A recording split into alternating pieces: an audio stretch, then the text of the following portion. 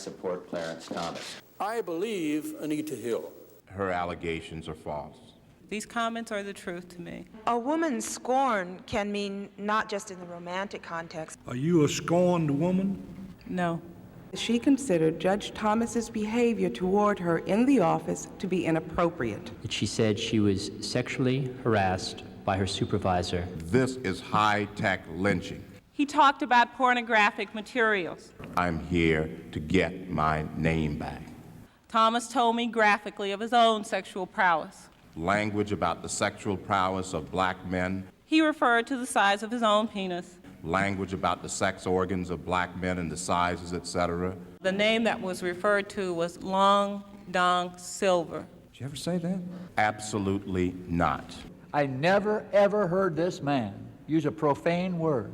Testimony of Professor Hill in the morning was flat-out perjury. I would not lie to get attention. And now I really am getting stuff over the transom about Professor Hill. And I hope we're going to be sensitive to the attempts of character assassination on Professor Hill. They're unworthy. Never once were you attacked like this by anybody. I would have preferred an assassin's bullet. I felt that I had to tell the truth. I've been harmed worse than I've ever been harmed in my life. This story began with a lie. The fact he's minority, so much the better. But that is not the factor, and I would strongly resent any charge that might be forthcoming on quotas when it relates to appointing the best man to the court. Clarence Thomas had one very important qualification. He was a rare black conservative, and that's what George Bush needed. Clarence Thomas opposed the majority views of the black community on civil rights. He found acceptance among the overwhelmingly white, very right-wing groups who supported George Bush. Anita Hill wanted her charges of sexual harassment made in private. In fact, she hadn't approached the committee. It was a Yale Law School classmate of hers to whom she had told the story of sexual harassment who approached the committee. And so suddenly Anita Hill was thrust into the public eye and arrived in Washington, as her lawyer said, with nothing but the truth on her side and a Bible in her purse. What you are about to see is as old as the power difference between women and men. It is history. It has changed history.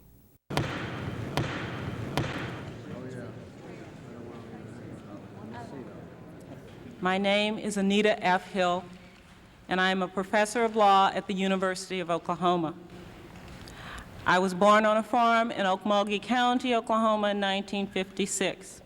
I am the youngest of 13 children. The first I learned of the allegations by Professor Anita Hill was on September 25, 1991, when the FBI came to my home to investigate her allegations. In 1981, I was introduced to now Judge Thomas by a mutual friend. Judge Thomas told me that he was anticipating a political appointment, and he asked if I would be interested in working with him. He was, in fact, appointed as Assistant Secretary of Education for Civil Rights. After he had taken that post, he asked if I would become his assistant, and I accepted that position.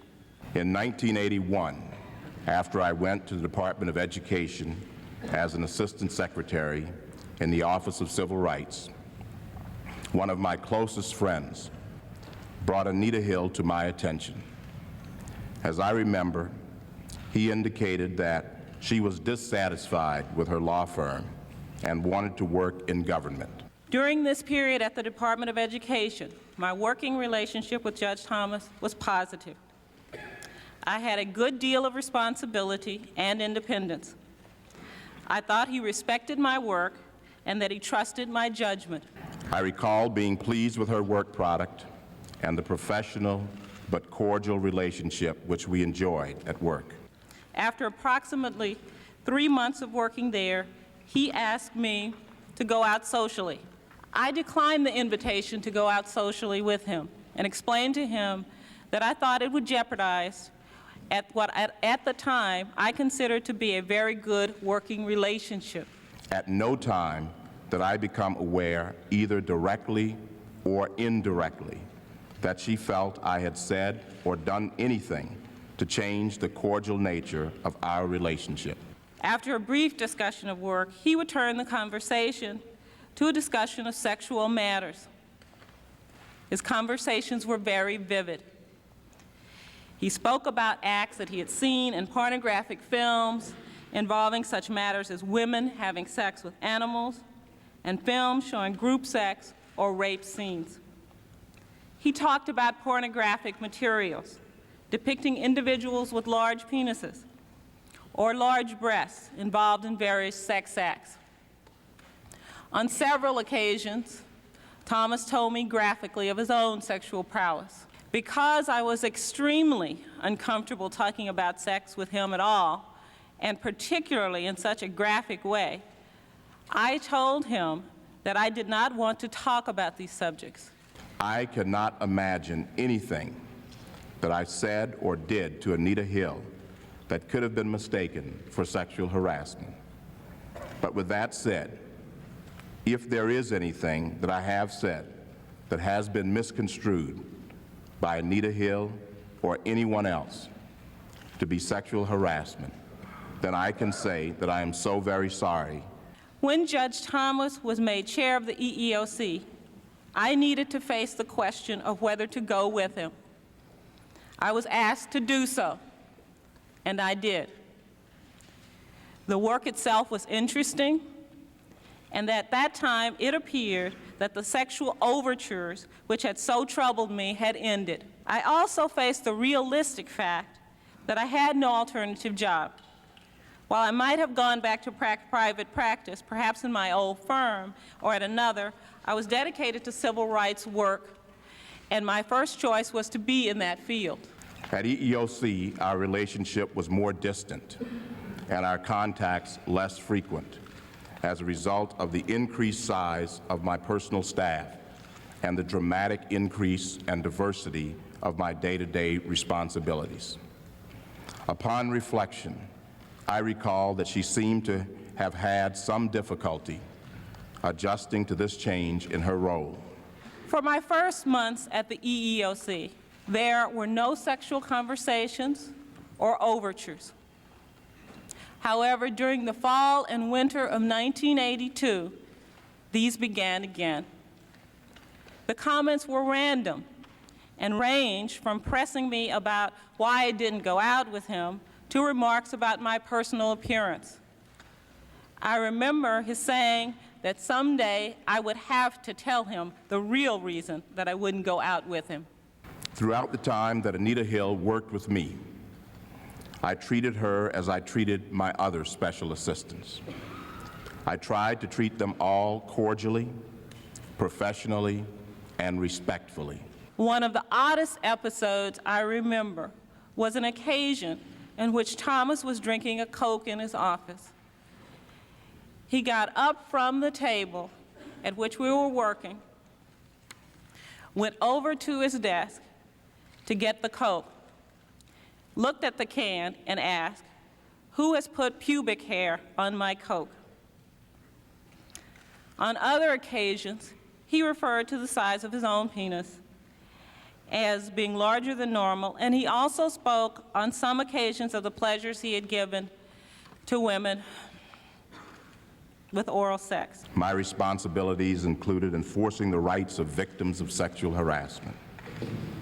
As a boss, as a friend, and as a human being, I was proud that I had never had such an allegation leveled against me. From 1983 until today, I have seen Judge Thomas only twice. On one occasion, I needed to get a reference from him, and on another, he made a public appearance in Tulsa. During my tenure in the executive branch, as a manager, as a policymaker, and as a person, I have adamantly condemned sex harassment.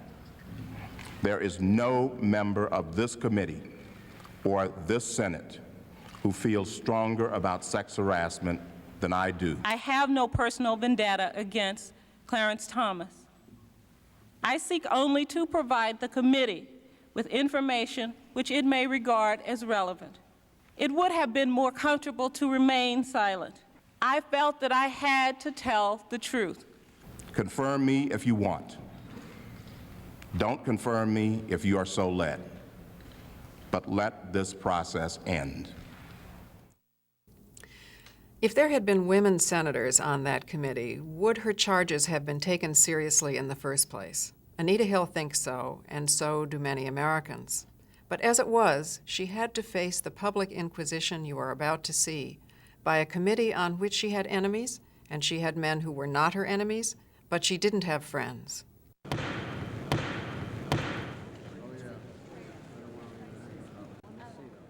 Can you tell the committee what was the most embarrassing of all the incidences that you have alleged? I think the one that was the most embarrassing was his discussion of pornography involving these women with large breasts and engaged in variety of sex with different people or animals. That was the thing that embarrassed me the most and made me feel the most humiliated. The issues that you raised about Judge Thomas, you referred to as an ugly issue. Yes, they were very ugly. They were very dirty. They were disgusting. Were any one of them repeated? The reference to his own physical attributes was repeated more than once, yes. Can you tell us what he said? Well, I can tell you that he compared his penis size. He measured his penis in terms of length, those kinds of comments. Let me now yield to my friend from Pennsylvania, Senator Specter. Thank you, Mr. Chairman. Professor Hill,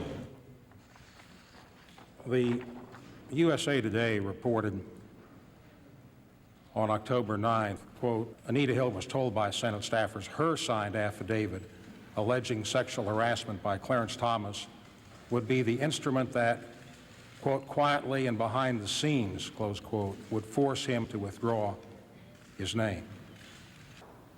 But was there any suggestion, however slight, that the statement with these serious charges would result in a withdrawal so that it wouldn't have to be necessary for your identity to be known or for you to come forward under circumstances like these?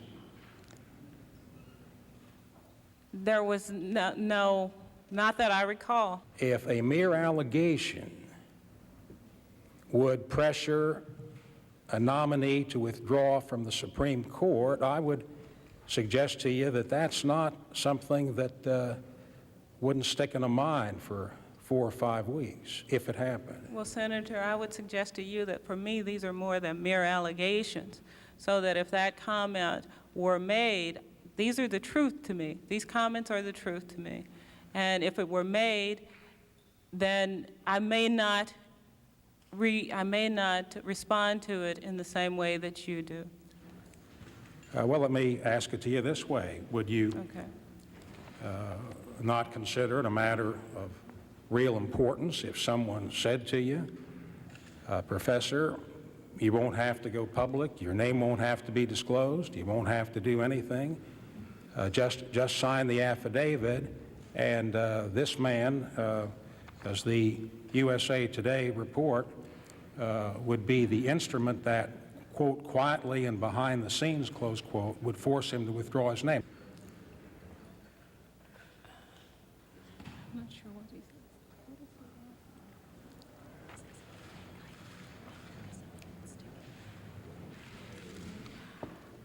I don't recall a specific statement, and I cannot say whether that comment would have stuck in my mind. I really cannot say that. Professor Hill, the next subject I want to take up with you involves the kind of strong language which you say Judge Thomas used. What went through your mind, if anything, on whether you ought to come forward at that stage? I can only say that when I made the decision to just withdraw from the situation and not press a claim or charge against him, that I may have shirked a duty, a responsibility that I had. And to that extent, I confess that I am very sorry that I did not do something or say something. But at the time, that was my best judgment. Maybe it was a poor judgment, but it wasn't a dishonest and it wasn't a completely unreasonable choice that I made. My red light is on. Thank you very much, Professor Hill. The Senator from Vermont, Senator Leahy. According to the FBI report, Hill stated that when she left EEOC, Thomas took her out to eat. Yes. Would you read the rest of that sentence, please? Took her out to eat and told her that if she ever told anyone about their conversations, he would ruin her career. Now, is that precisely the way it is in your statement? That is not precisely the way it is in my statement. That is not what I told the FBI agent. And what did you tell the FBI agent? I told the FBI agent that he said that it would ruin his career. Did they ask you if you'd be willing to take a polygraph? They asked if I would be willing to take a polygraph. And what did you say? I answered yes. What are the things that you felt he should have known were sexual harassment? I believe that once I gave a response to the question about dating, that my answer showed him that any further insisting was unwarranted and not desired by me. He asked you for dates many times. Mm-hmm. By many, what do you mean? Oh, I would say 10 times maybe. I don't know, 5 to 10 times. You said in your statement that at one point you were hospitalized for 5 days. You felt it was related to this? Yes, I do believe that it was related to the stress that I felt because of this. Had you not been contacted, would you have come forward on this time? I cannot say that I would have. I have a lot more questions, but my time is up, and I'll stop with that. Thank you. Recognize the Senator from Pennsylvania, Senator Spector. As you know, the statute of limitations for filing a case on sexual harassment is 180 days, Yes. right? Yes. What is your view of the fairness of asking Judge Thomas to reply 8, 9, 10 years after the fact? I don't believe it's unfair. I think that that's something that you have to take into account in evaluating his comments. In seeking to evaluate the credibility between you and Judge Thomas, I'm asking, and I think you've already answered it, that it does have some relevancy as to whether you would maintain over a long period of time this cordial association if he had been so disgusting to you. I did not feel that it was necessary to cut off all ties or to burn all bridges or to treat him in a hostile manner. Moreover, I think that if I had done that, I would have had to explain this whole situation that I've come forward with today. How reliable is your testimony in October of 1991 on events that occurred 8, 10 years ago when you are adding new factors, explaining them by saying you have repressed a lot, and in the context of a sexual harassment charge where the federal law is very firm on a 6-month period of limitation, how sure can you expect this committee to be on the accuracy of your statements? Well, I think if you start to look at each individual problem with the statement, then you're not going to be satisfied that it's true. But I think the statement has to be taken as a whole. There is nothing in the statement that, or nothing in my background, nothing in my statement, there is no motivation that would show that I would make up something like this. And I guess one really does have to understand something about the nature of sexual harassment. It is very difficult for people to come forward with these things, these kinds of things. And it wasn't as though I rushed forward with this information. I can only tell you what happened, and to the best of my recollection, what occurred. I will pursue the question of motivation on my next round because the red light is now up. Thank you. I yield to my friend from Alabama, Senator Heflin. Professor Hill, are you a scorned woman? Are you a zealot civil rights believer that progress will be turned back if Clarence Thomas goes on the court?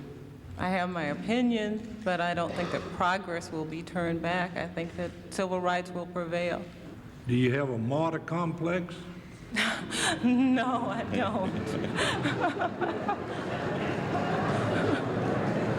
Well, do you see that coming out of this that you can be a hero in the civil rights movement? I do not have that kind of complex. I don't like all of the attention that I'm getting. I would not, even if I liked the attention, I would not lie to get attention. You describe on the second page these words. However, I sense that my discomfort with his discussions only urged him on, as though my reaction of feeling ill at ease and vulnerable was what he wanted. What do you mean by that? How do you conclude that? Well, it was almost as though he wanted me at a disadvantage, to put me at a disadvantage, so that I would have to concede to whatever his wishes were. Do you think that he got some pleasure out of seeing you ill at ease and vulnerable? I think so, yes. Was this a feeling more so than a feeling that he might be seeking some type of dating, a social relationship with you? I think it was a combination of factors. I think that he wanted to see me vulnerable, and that if I were vulnerable, then he could extract from me whatever he wanted, whether it was sexual or otherwise. How old were you at this particular time that you were at the Department of Education? I was 25. I just turned 25 when I started the job. Chairman, I believe that's all I have. Thank you very much, Senator Specter. In light of the fact that you were a Schedule A attorney, you could have, in fact, kept your job had you wanted to stay there. I understood that my job was going to be lost. That was my understanding. Well, did you make an inquiry? With whom? Anyone? I did not make an inquiry. I went on what I was told in my conversation with Mr. Thomas. There has been disclosed into the public milieu the records of certain telephone logs. Did you in fact say that you had not telephoned Thomas except to return his calls? No, I did not say that. Well, it's not a matter of talking to Judge Thomas. It's a matter of I understand excuse that. me, may I finish the question? It's a matter of telephoning him. Did you tell the reporter for the Washington Post that you had not telephoned Thomas except to return his calls? I think there was a miscommunication in the entire interview. Did you call the telephone log issue, quote, garbage, unquote? I believe that the issue is garbage. When you look at what seems to be implied from the telephone log, then yes, that is garbage. Do you deny the accuracy of these telephone logs? No, I do not. Then you now concede that you had called Judge Thomas 11 times? I do not deny the accuracy of these logs. I cannot deny that they're accurate, and I will concede that those phone calls were made, yes. So they're not garbage? Well, Senator, what I said was the issue is garbage. Some of those calls revolved around one incident. Several of those calls, in fact, 3 involved one incident where I was trying to act on behalf of another group. So the issue that is being created by the telephone calls, yes, indeed, is garbage. Since those calls were in fact made, as you now say, doesn't that have some relevance as to whether the committee should accept your statements about Judge Thomas's sexual harassment in the context of your efforts to call him this many times over that period of time? No. Okay. Senator from Vermont, Senator Leahy. Thank you, Mr. Chairman. Professor Hill, is there anything you would change, either in your statement or your answers that you have given us today about the kinds of conversations that you had with Judge Thomas that you say were so offensive? No, sir, I would not change anything. How did you feel the time you had those conversations? During the time that I had those conversations, I was very depressed. I was embarrassed by the type and the content of the conversation. I was concerned about whether or not I could continue in my position. That was years ago. As you recount them today, how do you feel today? Today I feel more angry about the situation. Having looked at it with hindsight, I think it was very irresponsible for an individual in the position of the kind of authority as was Mr. Thomas at the time to engage in that kind of conduct. It was not only irresponsible, in my opinion, it was in violation of the law. I'm less embarrassed by it. It's still embarrassing. It's embarrassing that I didn't say anything, but I'm angrier about it, and I think that it needs to be addressed by this committee. Do you have anything to gain by coming here? Has anybody promised you anything by coming forth with this story now? I have nothing to gain. No one has promised me anything. I have nothing to gain here. This has been disruptive of my life, and I have taken a number of personal risks. I've been threatened, and I have not gained anything except knowing that I came forward and did what I felt that I had an obligation to do, and that was to tell the truth. And my last question, would your life be simpler, quieter, and far more private had you never come forth at all? Yes, Norman, Oklahoma is a much simpler, quieter place than this room today. I agree with you. Mr. Chairman, that's all I have. Thank you. Senator Specter. The contact you had with Mr. Brudney on September 9th, if you could proceed from there to recount who called you and what those conversations consisted of as it led to your coming forward to the committee. There was some indication that the candidate, or excuse me, the nominee, might not wish to continue the process. Mr. Brudney said to you that the nominee, Judge Thomas, might not wish to continue the process Yes. if you came forward with a statement on the factors which you've testified about? Well, I'm not sure that that's exactly what he said. I think what he said was, depending on an investigation, a Senate, whether the Senate went into closed session and so forth, it might be that he would not wish to continue the process.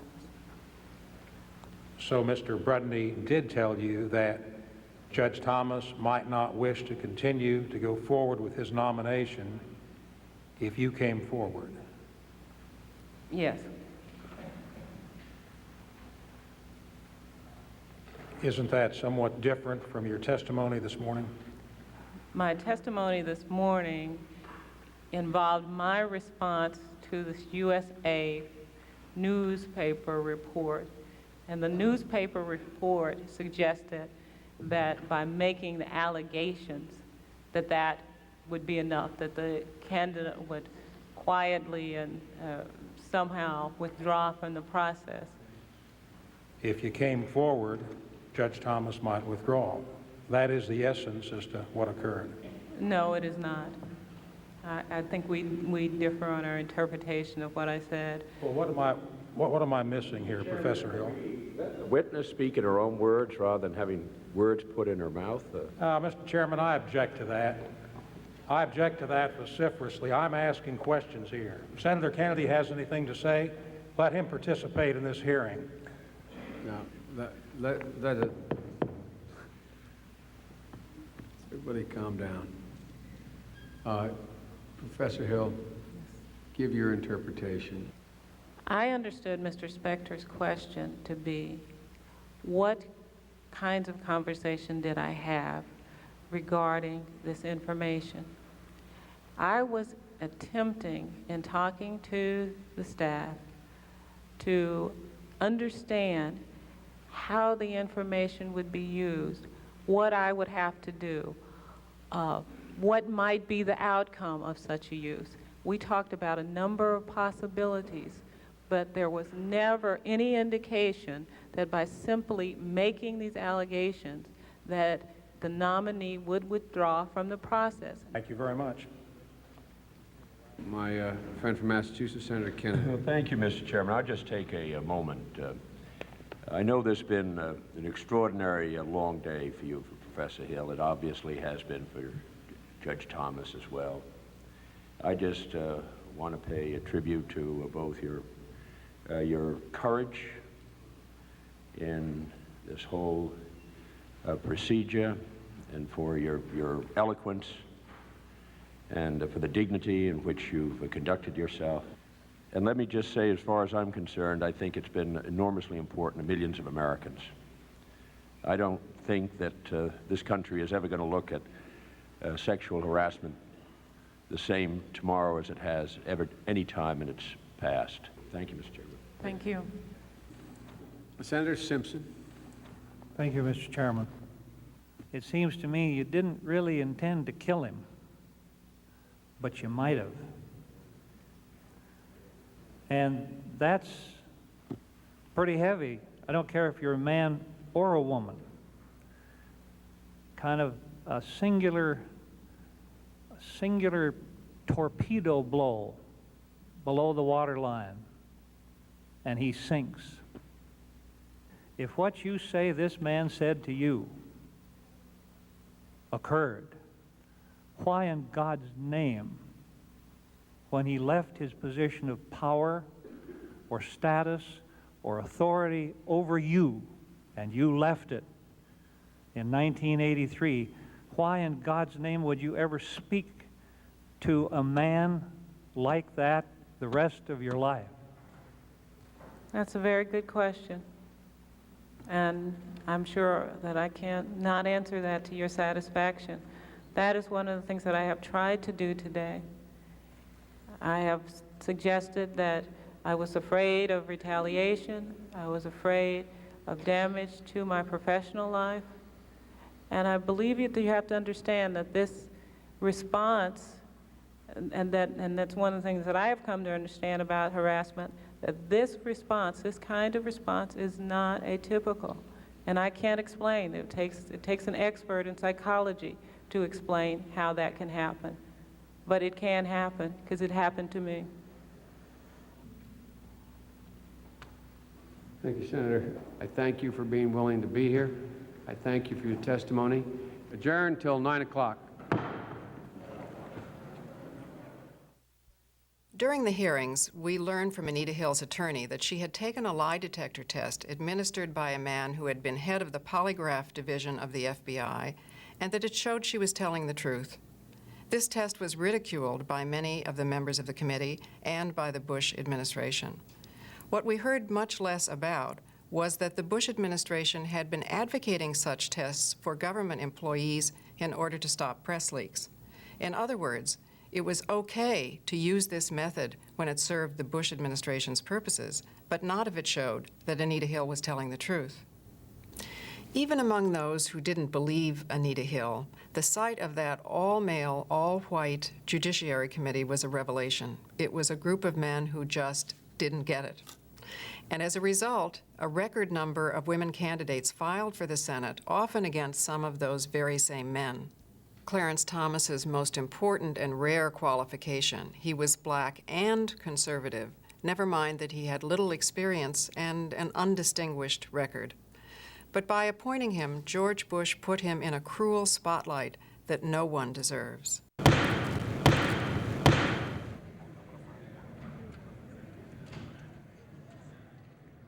Judge, do you have anything you'd like to say? Senator, I would like to start by saying unequivocally, uncategorically, that I deny each and every single allegation against me today that suggested in any way that I had conversations of a sexual nature or about pornographic material with Anita Hill, that I ever attempted to date her, that I ever had any personal sexual interest in her, or that I in any way ever harassed her. A second, and I think more important point, I think that this today is a travesty. I think that it is disgusting. I think that this hearing should never occur in America. How would any member on this committee, any person in this room, or any person in this country would like sleaze said about him or her in this fashion, or this dirt dredged up, and this gossip, and these lies displayed in this manner? How would any person like it? The Supreme Court is not worth it. No job is worth it. I'm not here for that. I'm here for my name, my family, my life, and my integrity. I think something is dreadfully wrong with this country when any person in this free country would be subjected to this. This is not a closed room. There was an FBI investigation. This is not an opportunity to talk about difficult matters privately or in a closed environment. This is a circus. It's a national disgrace. And from my standpoint, as a black American, as far as I'm concerned, it is a high-tech lynching for uppity blacks who in any way deign to think for themselves, to do for themselves, to have different ideas. And it is a message that unless you kowtow to an old order, this is what will happen to you. You will be lynched, destroyed, caricatured by a committee of the U.S. Senate rather than hung from a tree. Senator Heflin. You have heard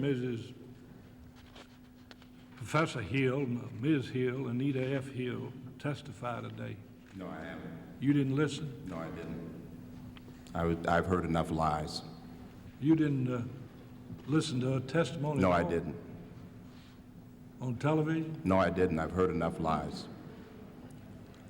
Today is not a day that, in my opinion, is high among the days in our country. This is a travesty. You've spent the entire day destroying what it has taken me 43 years to build. As far as I'm involved, I had nothing to do with Anita Hill coming here and testifying. We're trying to get to the bottom of this. If she is lying, then I think you can help us prove that she was lying. Senator, I am incapable of proving the negative. It did not occur. Since you didn't see her testify, I think it's somewhat unfair to ask you specifically about it. I would reserve my time and then come back. Chair yields to Senator Leahy. Professor Hill said the two of you went out to dinner as she was leaving. Professor Hill, of course, further alleges, and this would be a major and explosive matter, that you said something to her to the effect, if you ever tell about this, it will damage or destroy my career. I would categorically deny that under any circumstances, whether it's breakfast, lunch, or dinner, that I made those statements. Just had a woman come in with a claim of sexual harassment. And he says, but, Mr. Chairman, it was 5 years ago. Statutes run. What would you say to him? What we would generally find would be that the person involved would have engaged in a pattern of that kind of practice. If that person is a manager that we're talking about, you could find a pattern, and you can find more recent occurrences. Did you ever have a discussion of pornographic films with Professor Hill? Absolutely not. Ever had with any other women? Senator, I will not get into any discussions that I might have about my personal life or my sex life with any person outside of the workplace. I'm not asking. I will categorically say I have not had any such discussions with Professor Hill. Why would she do this? I don't know why family members turn on each other. I don't know why a son or a daughter or brother or sister would write some book that destroys a family. Judge, what was your reaction? I mean, when you heard this, you're saying you heard this for the first time, what was your reaction? I was stunned. I was hurt. I couldn't believe it. And when he said there is an allegation by Anita Hill, I think my words to him was, Anita? I'll probably come back later on. Thank you. Senator Hatch. In her first statement on this issue, really given to the FBI and all over the press, about 2 or 3 weeks after Thomas originally asked Hill for a date, he started talking about sex. He told her about his experiences and preferences and would ask her what she liked or if she had ever done the same thing. Hill said that he discussed oral sex between men and women. Thomas also discussed viewing films of people having sex with each other and with animals. He told her that he enjoyed watching the films and told her that she should see them. He never asked her to watch the films with him. Thomas liked to discuss specific sex acts and frequency of sex. That's allegation number 1. She then said, and after brief discussion about work, he would turn the conversation to discussions about his sexual interests. His conversations were very vivid. He spoke about acts that he had seen in pornographic films involving such things as women having sex with animals and films involving group sex or rape scenes. He talked about pornographic materials depicting individuals with large penises or breasts involved in various sex acts. The person who would do something like that, that person, it seems to me, would not be a normal person. That person, it seems to me, would be a psychopathic sex fiend or a pervert. Now, Judge, you've had to have thought about this. I know you're outraged by it, and you've denied all these things, and you've said these things did not happen. They are simply untrue. Do you have anything further to say about it? One of the things that has tormented me over the last 2.5 weeks has been, how do I defend myself against this kind of language and these kind of charges? From my standpoint, is that in this country, when it comes to sexual conduct, we still have underlying racial attitudes about black men and their views of sex. And once you pin that on me, I can't get it off. You said some of this language is stereotype language? Senator, what does that mean? I don't understand. Language throughout the history of this country, and certainly throughout my life, language about the sexual prowess of black men, language about the sex organs of black men and the sizes, etc. That kind of language has been used about black men as long as I've been on the face of this earth. And these are charges that play into racist, bigoted stereotypes, and these are the kind of charges that are impossible to wash off. This is high-tech lynching. I cannot shake off these accusations because they play to the worst stereotypes we have about black men in this country. How could this quiet woman know about something like long dong silver? I don't know how she knows. Is that a black stereotype? Something like long dong silver? To the extent, Senator, that it is a reference to one's sexual organs and the size of one's sexual organs, I think it is. There's an interesting case that I found called Carter versus Sedgwick County, Kansas, 1988 case, dated September 30th. Plaintiff claims defendant Brand kept a picture of a black family in his office, and when plaintiff questioned Brand about the picture, he boasted of his own sexual conquests of black, and I'm not going to say that word. It's a pejorative term. It's a disgusting term.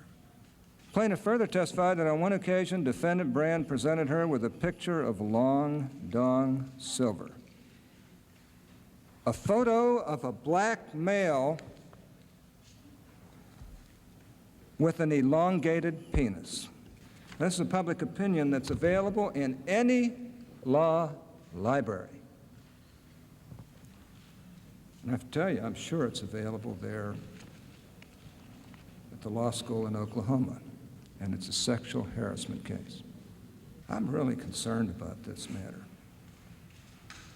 Because first of all, I really don't believe for one instance, knowing you for 11 years, sitting in on 4 confirmation processes, having him pick at you and fight at you and find fault all the way through. And it's fair game with regard to what you did and what you're trying to do, what your excesses were with regard to your job and what your failures were, what your successes were. All that's fair game, and it happened.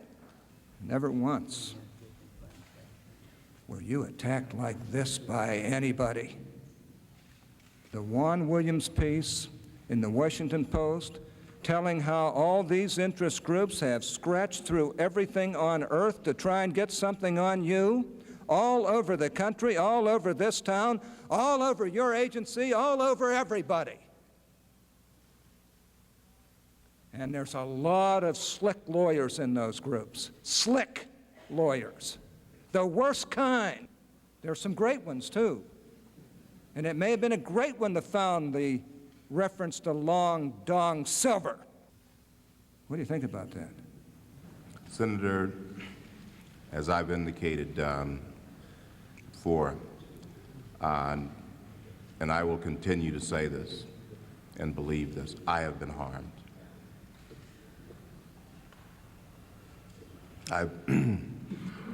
I've been harmed. My family's been harmed. I've been harmed worse than I've ever been harmed in my life. I wasn't harmed by the Klan. I wasn't harmed by the Knights of Camellia. I wasn't harmed by the Aryan race. I wasn't harmed by a racist group. I was harmed by this process. If someone wanted to block me from the Supreme Court of the United States because of my views on the Constitution, that's fine. If someone wanted to block me because they felt I wasn't qualified, that's fine. If someone wanted to block me because they don't like the composition of the court, that's fine.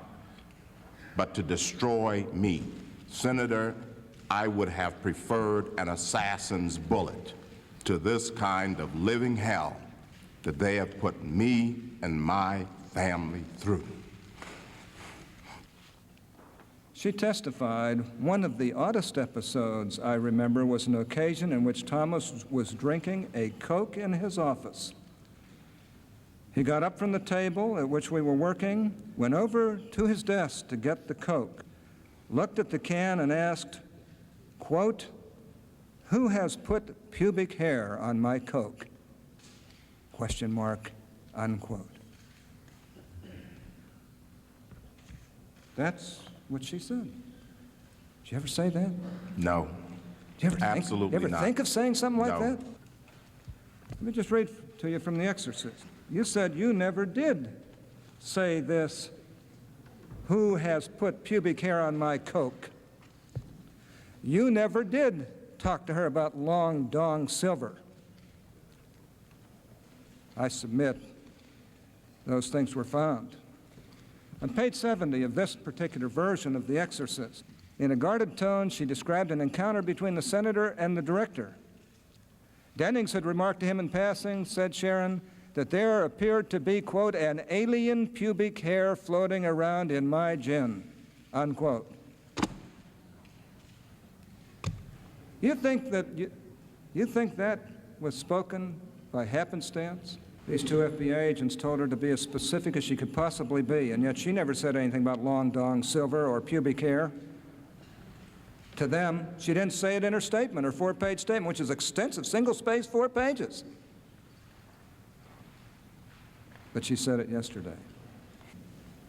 Mr. Chairman, I'll come back again and try and finish the rest of my question. Thank you very much. I yield to the ranking member who indicates he has a question. Mr. Chairman, some of the press have asked me outside, and some people too, what was the motivation?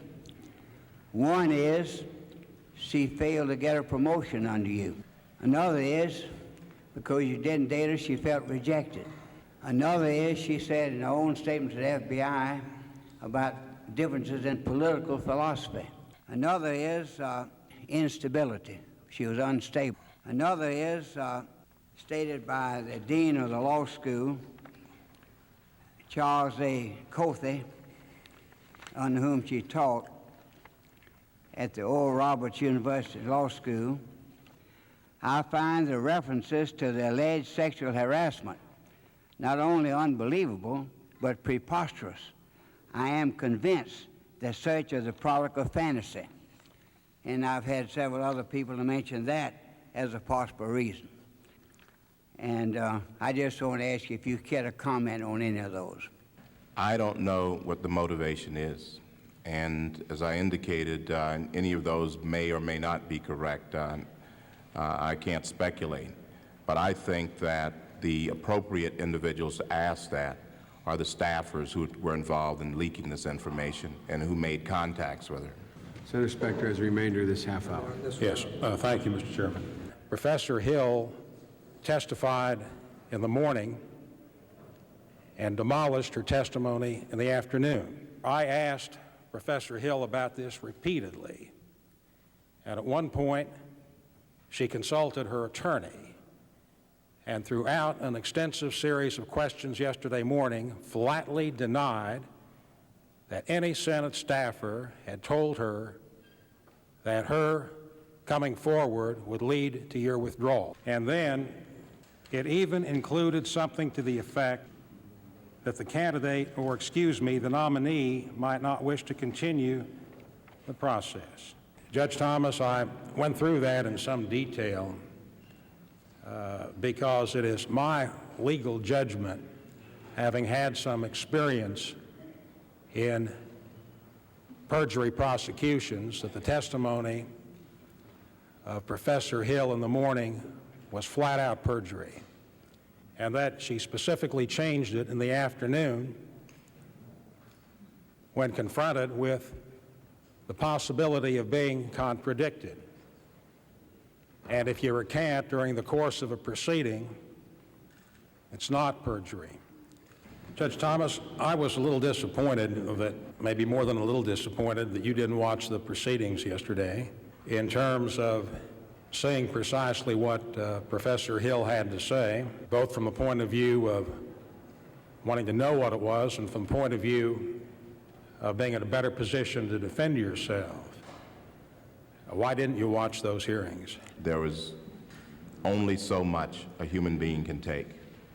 And as far as I was concerned, the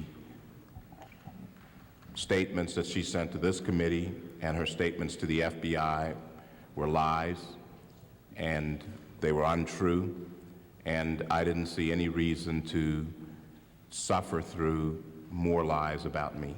This is not an easy experience. Well, Judge Thomas, I can understand that it's not an easy experience for you. It hadn't been an easy experience for anybody. It's a little hard to ask you questions if you haven't seen her testimony, or it requires going through a lot of the record. And I just was concerned that you had taken that course in light of the seriousness, the importance, and the gravity of the matter. Senator, I wish there was more to me to give, but I've given all I can. Okay, thank you very much. Thank you. The senator from Ohio. Mr. Chairman, these are important allegations. These are allegations concerning the issue of sexual harassment. Sexual harassment is too important an issue to sweep under the rug. Senator, it was not swept under the rug. This issue was investigated by the FBI, then leaked to the press. And I do not share your view that this was not concocted. This has caused me great pain and my family great pain. And God is my judge, not you, Senator Metzenbaum. It is true, Judge Thomas, that God is your judge and all our judges. We all know that. But in the meantime, under the rules, we have to make a vote. We have to judge. We're not God. None of us think we are. None of us like this. Senator Heflin. I had some discussion with two other people, and we were talking about how unusual this case was and how it's attracted the attention nationally of people because of its unusualness. And one of them remarked, it's not unusual. This occurs, and the type of situation that we are in today occurs in almost every date rape case that occurs. And usually in regards to the prosecution in that case and the defense of those cases, somewhat wider latitude is allowed relative to background pertaining to it. I have to object to this line of question. I don't know of anybody who's accused him of date rape. Date rape is where people go out on dates and the rape occurs. Well, what does that have to do with this?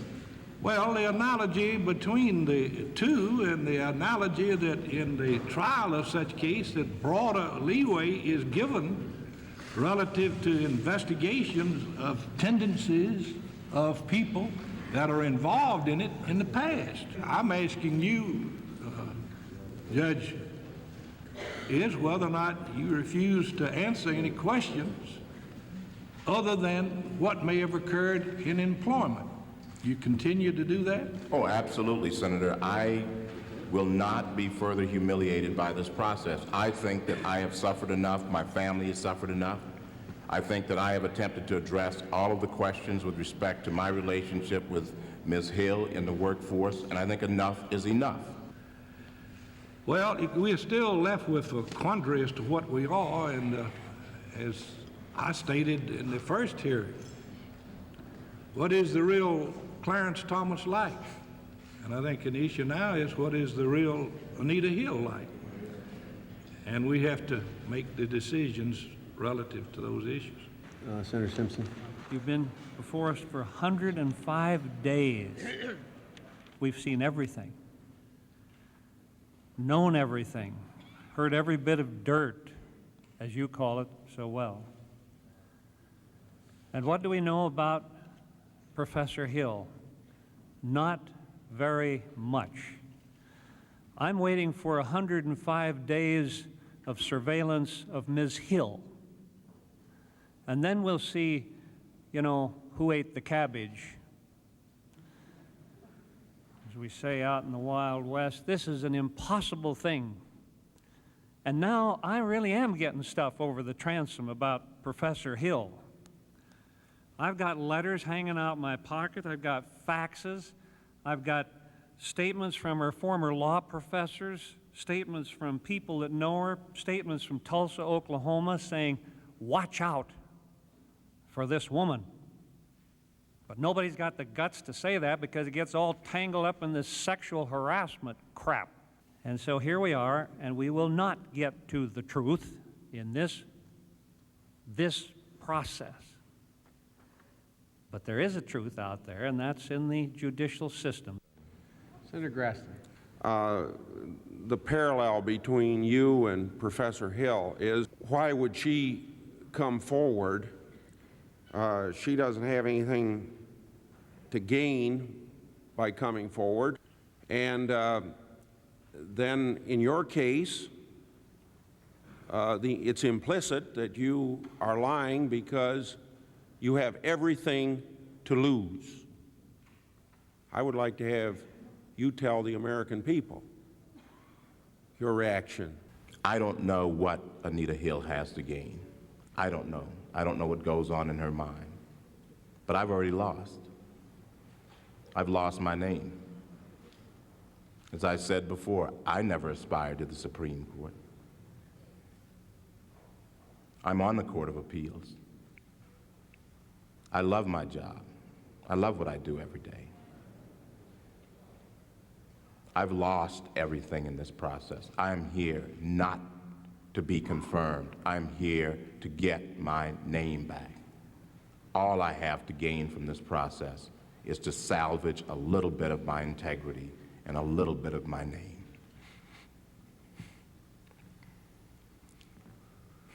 Nothing more.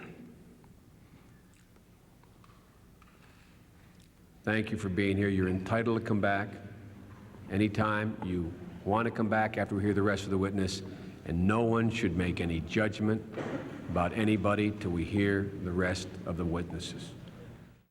In 1980, Clarence Thomas, before he had become chairman of the EEOC, was asked to assess its future for the Reagan transition team. One of his recommendations was that the sexual harassment guidelines not be enforced because they were not worth the resources of the EEOC. That went directly against his contention all during the hearings that he took sexual harassment seriously as an unlawful act, and yet the senators who had this memo never introduced it. After the hearings, the approval rating of many of the senators on that committee plummeted, and some people compared the behavior of Specter, Simpson, and Hatch to that of Joseph McCarthy. In fact, if the senators had been asking questions in a courtroom, many of them would have been held in contempt. As it was, the contempt of the American public for the Senate did increase.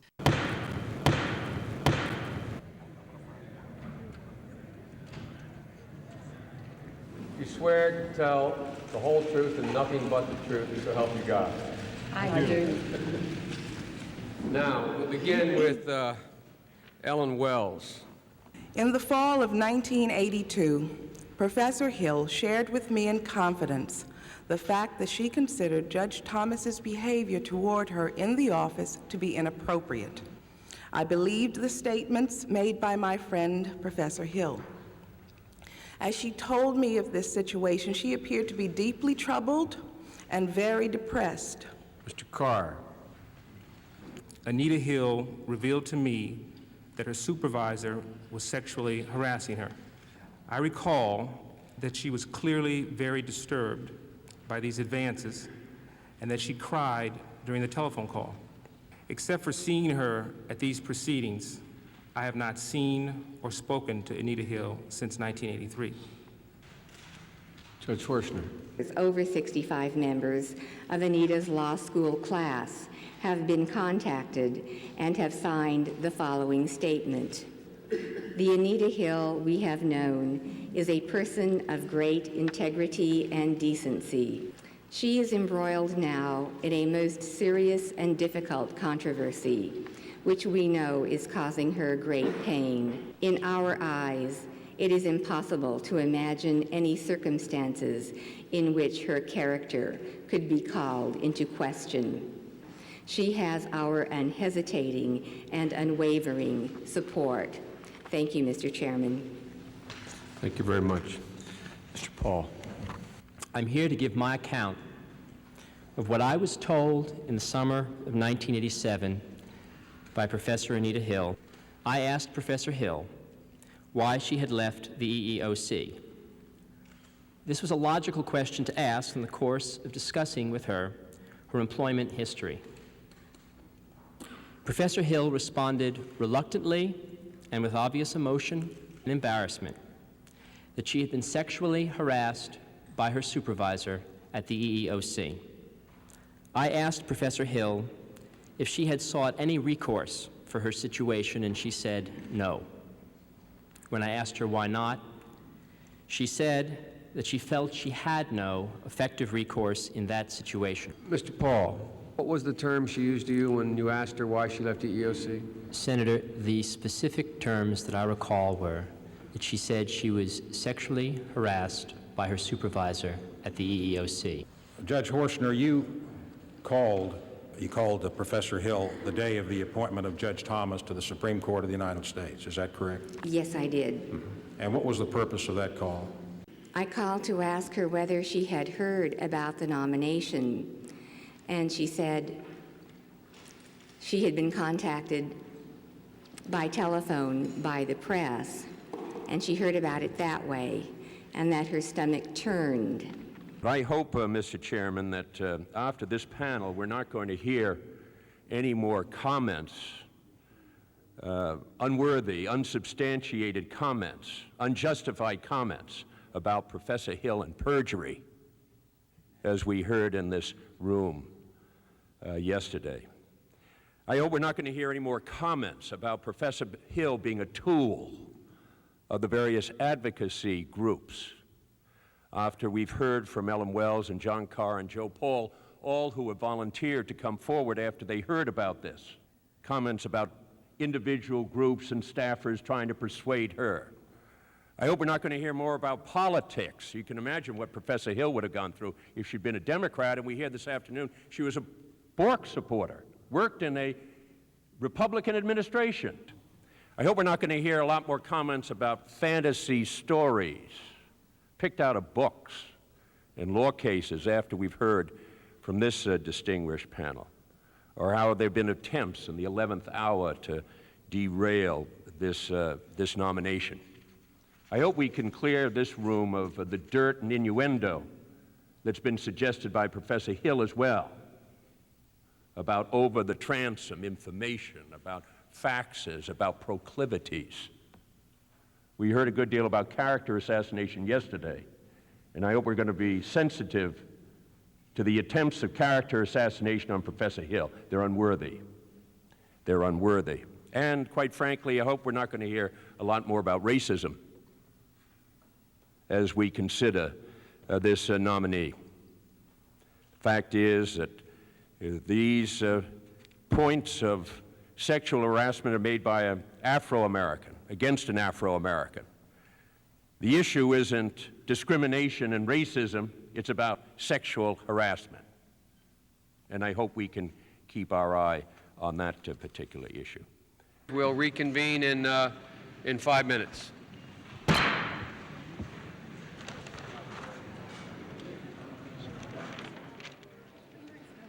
Do you all swear the testimony you're about to give is the truth and the whole truth? So help you God. I do. Ms. Alvarez. Clarence was meticulous about being sure that he retained a very serious and professional atmosphere within his office without the slightest hint of impropriety, and everyone knew it. Ms. Fitch. I have known Clarence Thomas to be a person of great integrity, morally upstanding, professional, a decent person, and exemplary boss. Ms. Holt. The Clarence Thomas that I know has always been a motivator of staff, always encouraging others to grow professionally. I personally have benefited from that encouragement and that motivation. Thank you very much, Ms. Myers. Clarence Thomas, whom I admire and greatly respect, is a fine and decent man. He does not deserve this savaging of his character, of his reputation, of his honor. He does not deserve this. I thank you all for being here, and Clarence Thomas is indeed fortunate to have loyal supporters who obviously believe every word they've said, and their experiences with him are as they have cited, and I appreciate it. This entire proceeding is ended.